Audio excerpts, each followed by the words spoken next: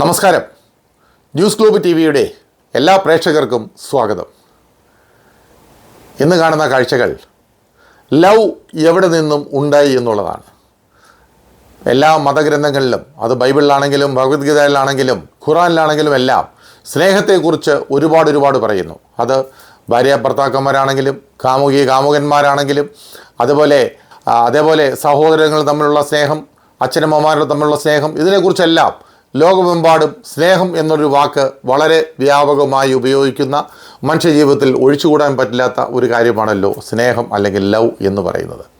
പക്ഷേ ഇത് എവിടെ നിന്ന് വന്നു, ഈ വാക്ക് എവിടെ നിന്ന് വന്നു എന്ന് നമ്മളൊന്ന് പരിശോധിക്കുമ്പോൾ ഈ വാക്ക് വന്നത് ഫിലഡൽഫിയ എന്ന സ്ഥലത്ത് നിന്നാണ്. അമേരിക്കയിലെ ഫിലഡൽഫിയയിലുള്ള ഒരു പാർക്കുണ്ട്. ആ പാർക്കിൻ്റെ പേര് ലവ് പാർക്ക് എന്നാണ്. എൻ്റെ പിന്നിൽ ഈ കാണുന്നത് ലവ് പാർക്കാണ്. ഈ ലവിൻ്റെ ചിഹ്നവും അതേപോലെ ഈ ലവ് എന്ന് പറയുന്ന ആ പേരുമെല്ലാം ഉടലെടുത്തത് ഇവിടെ നിന്നാണെന്നാണ് പറയപ്പെടുന്നത്. അത് ബൈബിളിലുള്ള ഒരു വാക്യമാണ് ഈ ഫിലഡൽഫിയ എന്ന് പറയുന്ന ആ ഒരു വാക്ക്. ആ വാക്കിൻ്റെ അർത്ഥം ബ്രദേഴ്സ് ലവ് എന്നാണ്.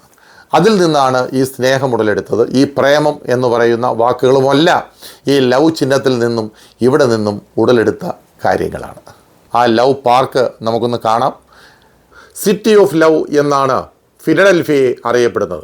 ഉടലെടുത്ത ഫിലഡൽഫിയയിൽ നിന്നും ലോകമെമ്പാടും ലവ് ചിഹ്നവും, കോളേജിലും സ്കൂളിലും ഒക്കെ നമ്മൾ പഠിക്കുമ്പോൾ ഈ ലവ് ചിഹ്നമൊക്കെ വരച്ചിട്ട് ആരോ മാർക്കൊക്കെ ഇട്ട് കൊടുക്കുന്ന പതിവൊക്കെ ഉണ്ടായിരുന്നല്ലോ. എന്ന് പറയുന്നത് പോലെ ഈ ലവിൻ്റെ ചിഹ്നവും ഈ ലവും എന്ന വാക്കും എല്ലാം വന്നത് ഇവിടെ നിന്നാണ് എന്നാണ് പറയപ്പെടുന്നത്.